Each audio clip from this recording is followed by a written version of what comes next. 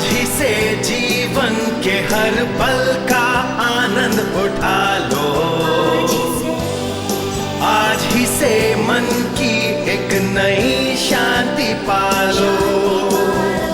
समय आ गया बदलने का, समय आ गया कुछ करने का, अब उठा लो आनंद प्रतिदिन के जीवन का।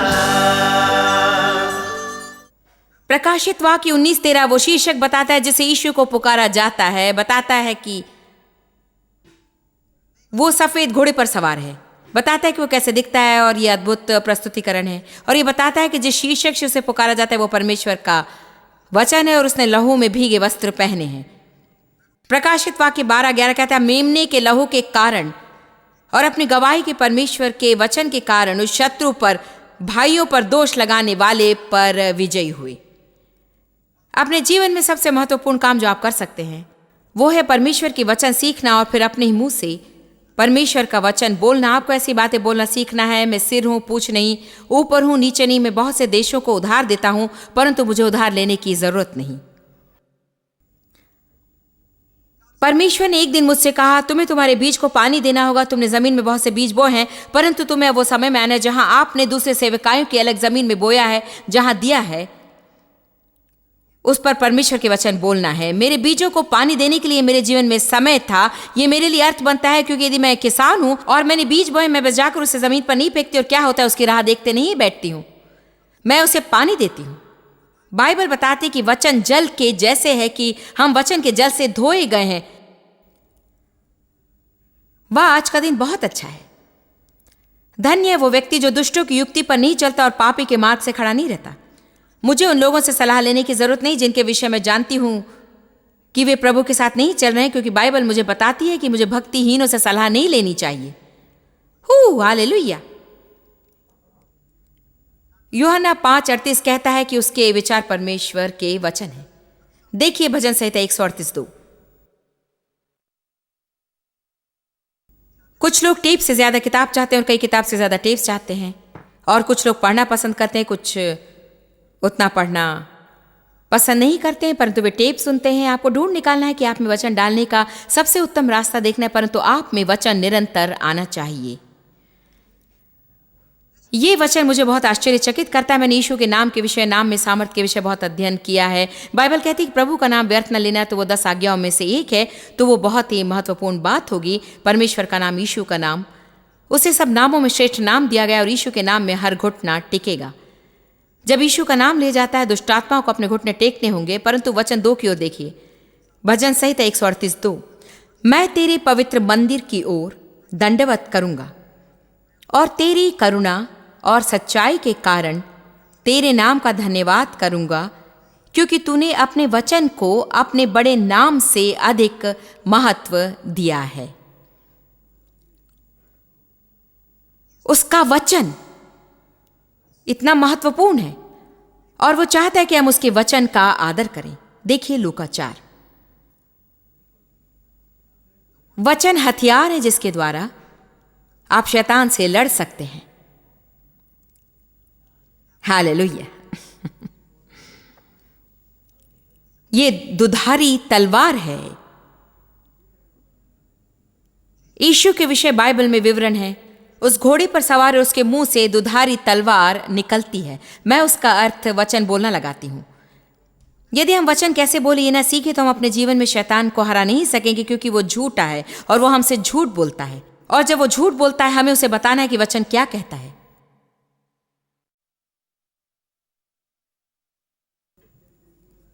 वचन 1। फिर यीशु पवित्र आत्मा से भरा हुआ यरदन से लौटा और 40 दिन तक आत्मा के सिखाने से जंगल में फिरता रहे और शैतान उसकी परीक्षा करता रहा। उन दिनों में उसने कुछ न खाया और जब वे पूरे दिन हो गए तो उसे भूख लगी और शैतान ने उससे कहा, यदि तू परमेश्वर का पुत्र है तो इस पत्थर से कह कि रोटी बन जाए। यीशु ने उसे उत्तर दिया कि लिखा है, मनुष्य केवल रोटी से जीवित नहीं रहेगा परंतु परमेश्वर के मुंह से निकलने वाले हर वचन से जीवित रहेगा। अब मेरे जीवन में भी एक अद्भुत कहानी है जो इससे मेल खाती है, जिसमें मुझे पूरी रीति से जाने का समय नहीं है। बहुत से लोग वही करते जो मैं करती थी। आप जानते हैं, एक खुश, संतुष्ट और तृप्त मसीही मैं नहीं थी। ये हर समय सब कुछ और चाहिए था और चाहती थी और चाहती थी और चाहती थी। ये सच है कि जो बातें हम चाहते हैं, जिनकी लालसा करते और चाहते हैं, उसके कारण हम अपना आनंद खोते हैं और असंतोष में सदा भरे रहते हैं। आपको बस पीछे मुड़कर वहां देखना है जहां आप एक समय संतुष्ट थे, और तब आप जानेंगे कि कई बार जब प्रभु हमें अधिक देते, देखिए वस्तुएं आपको संतुष्ट नहीं रख सकती। आज आप में से कुछ लोगों ने शायद ये कभी नहीं सोचा होगा कि जिस संपन्नता का आज आप आनंद ले रहे हैं उसका कभी आनंद लेंगे, परंतु क्या उसने आपको खुश रखा? नहीं, उसमें योग्यता नहीं है। पैसे और वस्तुएं, भौतिक वस्तुओं में हमें खुश रखने की योग्यता नहीं होती है। बाइबल कहती है कि हमारा आनंद हमारे पास क्या है उस पर आधारित नहीं रहता।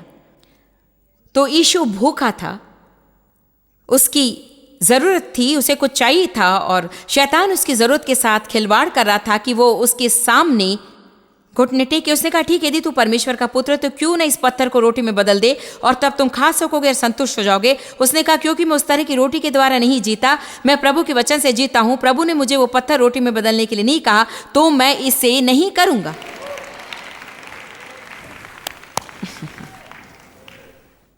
आप सोचते हैं शैतान चुप रहा? नहीं। वचन 5, तब शैतान उसे बहुत ऊंचे पहाड़ पर ले गया और उसे पल भर में जगत के सारे राज्य दिखाए और उससे कहा, मैं ये सब अधिकार और इनका विभव तुझे दूंगा। जानते हैं आज हमारे समाज में कई लोग सामर्थ्य और वस्तुओं के लिए समझौता करते हैं। आज बहुत से लोग ओहदे के लिए और पैसे के लिए झुकते हैं। ऐसे भी लोग हैं जो, बहुत से नेता वोट पाने के लिए झुकते हैं। सच में मेरे विश्वास के अनुसार मैं सोचती हूं कि ये गलत है, परंतु यदि मैं उस ओर न जाऊं तो लोगों के ये सारे समूह मुझे वोट नहीं देंगे, तो अब मैं उस ओर जाऊंगी और बस उस जगह पर रहने के लिए मैं जो अपने हृदय में विश्वास करती हूं उससे समझौता करूंगी। आप सोचते हैं कि परमेश्वर उन बातों से जल्दी या देरी से व्यवहार नहीं करेंगे? बाइबल रोमियो 14:12 में कहती कि हम में से हर एक प्रभु के सामने खड़े रहेंगे और अपने जीवन का लेखा देंगे। उस दिन के विषय क्या?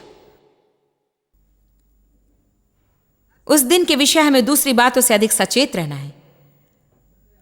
वचन 6, और उसने कहा, मैं ये सब अधिकार और इनका विभव और उनकी उत्तमता, उसकी महानता, उसका अस्तित्व और उसका अनुग्रह तुझे दूंगा, क्योंकि वो मुझे सौंपा गया है और जिसे चाहता हूं उसी को दे देता हूं। जानते हैं शैतान के पास उस क्षेत्र में कुछ अधिकार है, क्योंकि आदम और हव्वा ने उसे बहुत सी बातें सौंप दी, और इसलिए हम कई बार धर्मी व्यक्ति से भी अधिक दुष्ट बुरे लोगों को अधिक संपन्न होते हुए देखते हैं। ये तो ऐसा है कि अरे ये तो कोई अर्थ नहीं बनाता, वे शैतान की सेवा कर रहे हैं और मुझसे उत्तम कर रहे हैं, लेकिन सच में नहीं, क्योंकि आपके पास थोड़ा होकर भी आनंद रह सकता है और उनके पास चाहे कुछ भी हो, वे कभी भी वो नहीं पा सकेंगे जो आपके पास है।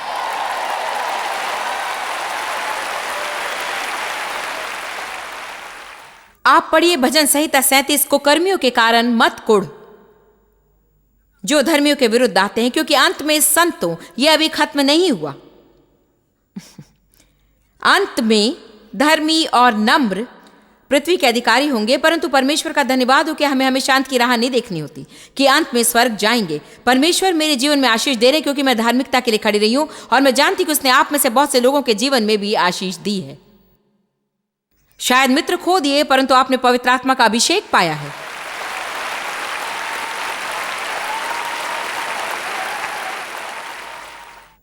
शायद पारिवारिक मेल मिलाप, आपके आसपास काम करने वाले लोग कम ऑन, परंतु अंत में, और अभी तक अंत नहीं आया है।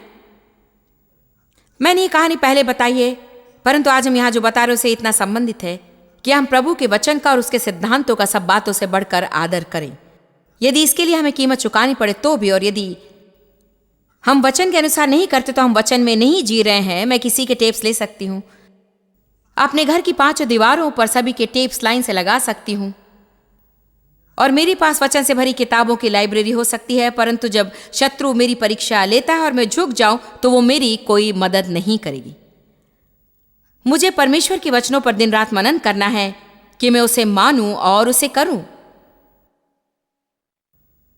शायद मैं नहीं जानती, 30 साल पहले मैं प्रभु के साथ गंभीर संबंध में प्रवेश करने से पहले, हालांकि मैं प्रभु से प्रेम करती थी, धन्यवाद प्रभु, मेरे पास थोड़ी सी समझ थी और आदरपूर्ण भय था। मेरी कंपनी के बॉस चाहते थे कि मैं कुछ चुराने में उनकी मदद करूं।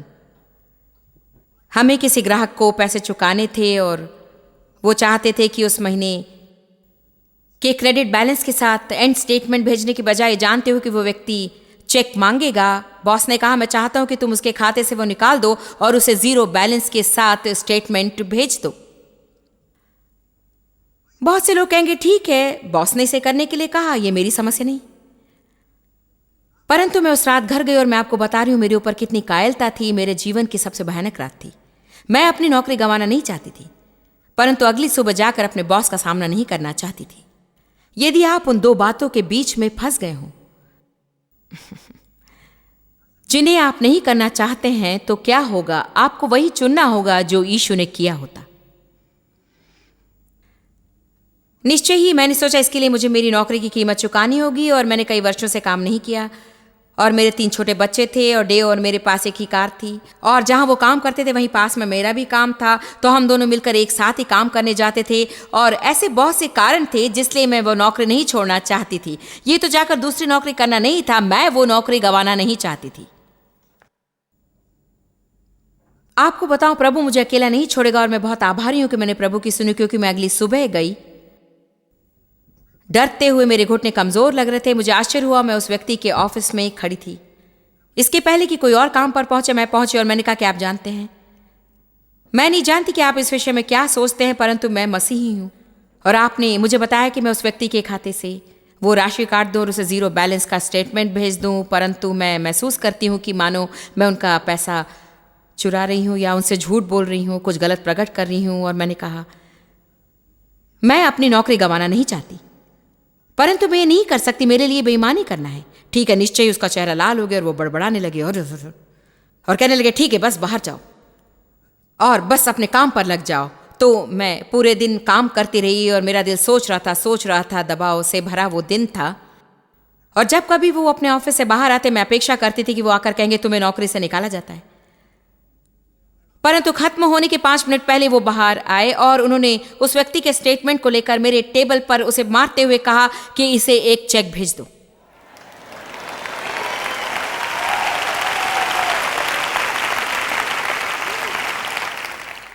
उस दिन के बाद से मैं उस कंपनी में पदोन्नति पाती चली गई। हालांकि उसने मेरे विश्वास को नहीं बांटा, उसने मेरा आदर किया और वो जानता था कि वो मुझ पर भरोसा कर सकता है।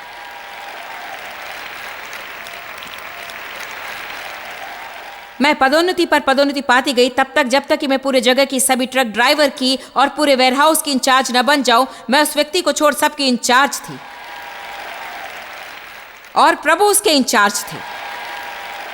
जो काम मैं कर रही थी उसे करने में बहुत बुद्धिमान नहीं थी।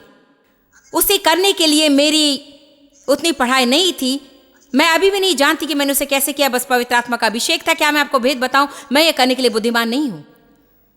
इसीलिए बाइबल कहती है कि परमेश्वर ने संसार के कमजोर और मूर्खों को चुन लिया कि ज्ञानवानों को लज्जित करे। तो लोग बस बैठकर जाते हैं कि ये प्रभु ही होंगे।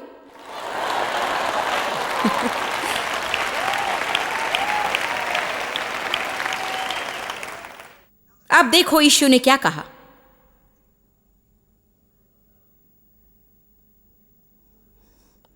लूका अध्याय 4 पद 7। लूका 4:7। हाँ, शैतान साहसी है। यदि मुझे झुककर दंडवत करेगा एक बार, मैं तुझे ये सब दे दूंगा। वाह, मैं सोचती हूं कई बार शैतान ने लोगों से कहा और उन्होंने ये किया। ठीक, बस एक बार का झूठ, वो बस छोटी सी बात, सब इसे करते हैं। यदि तुम नहीं करोगे तो नौकरी चली जाएगी और तुम ऐसा नहीं कर सकते हो। यदि 70% मसीही अपनी नौकरी में पदोन्नति पाने के लिए अपने विश्वास से समझौता करे, तो उसमें गलत क्या है? खैर, जीविका कमाना है। बस बहाने प्रभु को अपने जीवन में काम करने का मौका नहीं देना। कुछ भौतिक वस्तुएं खोने का डर और परमेश्वर के वचन को आदर नहीं देना। अब जब मैं ये कह रही हूं, आप में से कुछ महसूस करते कि आप गर्म तवे पर बैठे हैं, मैं नहीं जानती। शायद पहले से ही कोई समझौता चल रहा होगा और इस संदेश सुनकर आपको लग रहा होगा जैसे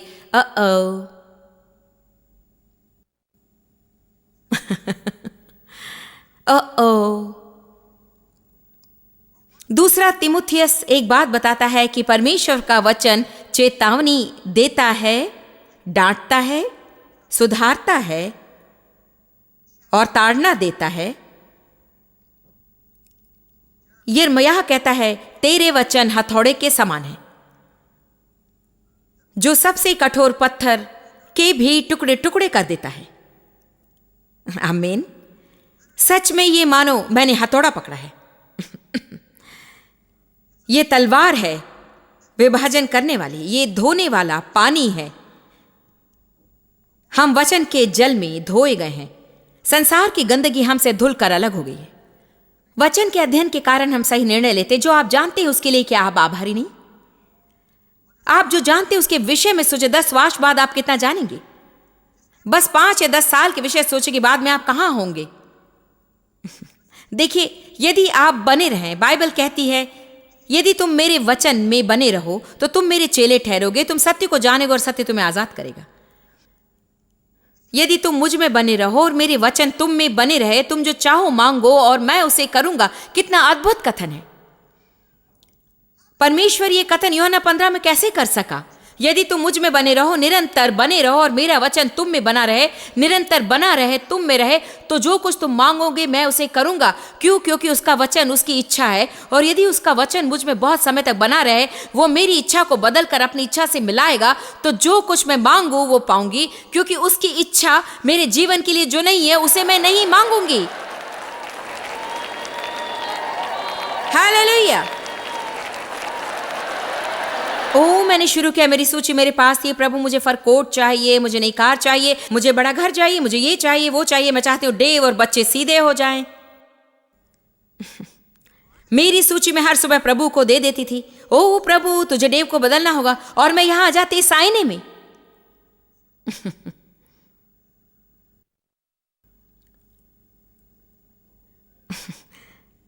और अपने आप को देखना शुरू करती और देखती हूँ कि मेरे जीवन में क्या बदलाव चाहिए। और फिर कई वर्षों बाद में महसूस करना शुरू करती हूँ कि वो सारी बातें जिन्हें मैं चाहती थी वो मेरी जरूरत नहीं थी। मुझे और वस्तुएं नहीं चाहिए, मुझे और परमेश्वर चाहिए, मुझे और बुद्धि चाहिए थी, मुझे और संयम चाहिए था, मुझे आत्मा के और फल चाहिए थे, मुझे प्रेम की बड़ी मात्रा में चलना था। और बाइबल क्या कहती है? पहले परमेश्वर के राज्य और उसके धर्म की खोज करो तो ये सारी बातें आपको दे दी जाएंगी। यदि आप आशीष के पीछे जाएंगे, वे हर समय आपको पीछे छोड़ देंगी, परंतु आप परमेश्वर के पीछे चलें और आशीषें आपके पीछे आ जाएंगी।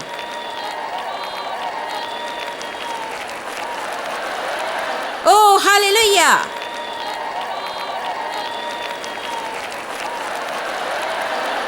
कभी समझौता ना करें, ये दंडवत करने के जैसा ही है। यदि आप लूका में इन बातों को देखें, और शैतान ने कहा और यीशु ने कहा ये लिखा है, और शैतान ने कहा और यीशु ने कहा ये लिखा है, और शैतान ने कहा और यीशु ने कहा शैतान दूर हो जा, क्योंकि ये लिखा हुआ है।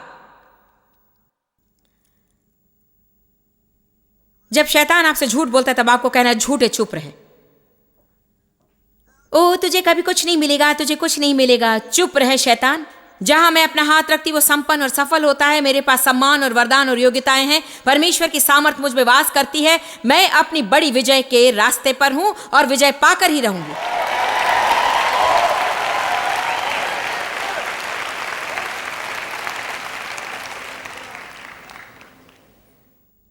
आपको वापस बोलना है। बस केवल बैठकर शैतान को अपने सिर पर मारने न दें। आपका मुंह खोलें, आपका अभिषिक्त मुंह। मैंने कहा आपका अभिषिक्त मुंह खोलें और परमेश्वर का वचन बोलें। शैतान को यह न सोचने दें कि वो आपको हराएगा। आमीन। बगल वाले व्यक्ति से कहें कि शैतान को वापस जवाब दे। ठीक है, अब देखें, मैं ओवरबोर्ड पर अय्यूब 23, 11 और 12 रखना चाहती हूं। मैं चाहती हूं कि आप देखें, यह अद्भुत है। मेरे पैर उसके मार्गों पर स्थिर रहें और मैं उसी का मार्ग बिना मुड़े थामे रहा। उसकी आज्ञा का पालन करने से मैं न हटा, अब इसे देखें। और मैंने उसके मुंह के वचनों को अपनी इच्छा से कहीं अधिक महत्वपूर्ण समझा। वाह!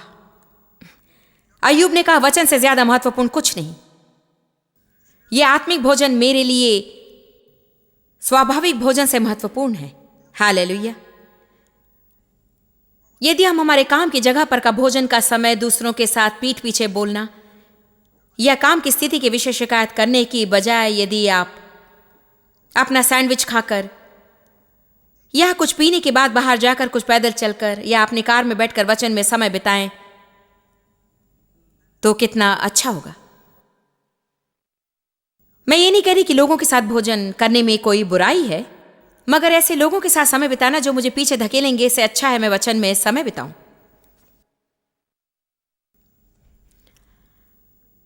प्रकाशित वाक्य 3:8-10 कहता है, क्योंकि तूने मेरे वचनों का पालन किया है, मैं तुझे आदर दूंगा और तुझे अंतिम दिनों में सुरक्षित रखूंगा। मेरे पास यहां पूरी सूची है कि वचन क्या क्या करता है। मेरे पास उसे प्रचार करने का समय नहीं, परंतु कुछ अवश्य चाहूंगी बताना। इब्रानियों 4 बताता है कि परमेश्वर का वचन जीवित, प्रबल और हर एक दोधारी से भी बहुत चोखा है और जीव और आत्मा को और गांठ गांठ और गूदे गूदे को अलग करके आर पार छेदता है। परमेश्वर का वचन कहना शुरू करता है, ठीक है, हाँ मैं देखता हूं कि तुम क्या कर रहे हो, परंतु तुम इसे क्यों कर रहे हो। यह सच्चे उद्देश्य को प्रकट करता है। प्रभु का वचन, जैसा मैंने कहा, कि हमारी वास्तविकता हमें बताता है। वचन कायल करता है, डांटता है, सुधारता है, चेतावनी देता, निवेदन करता और प्रोत्साहित करता है।